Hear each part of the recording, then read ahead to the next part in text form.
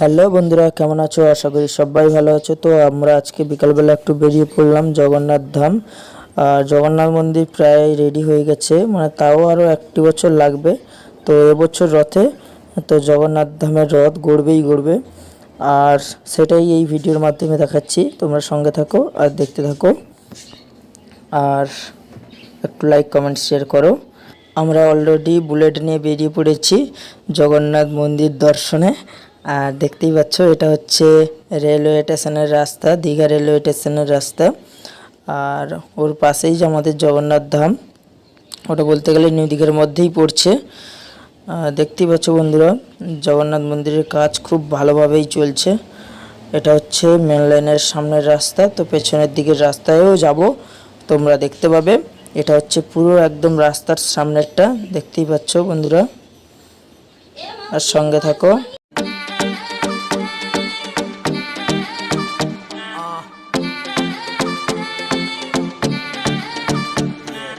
Six मारने बोले तो हलचल बन जाऊंगा, तू चाहे तो सबका टिल्लू बन जाऊंगा। हेलीकॉप्टर होगी तो जगत बन जाऊंगा, फटका रहेगा तो पासवान बन जाऊंगा। राजनंदिनी खेलूं तो पीकू बन जाऊंगा, बेबी बाबा ने ही भूटान बन जाऊंगा। स्टाइल मारने में सचिन बन जाऊंगा, मैं जिताने बोले तो मन्ना बन जाऊंगा।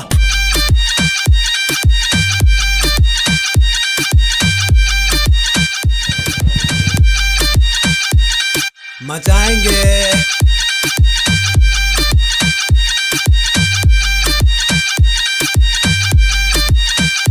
কিন্তু বিকালবেলা বেরিয়েই পড়েছি।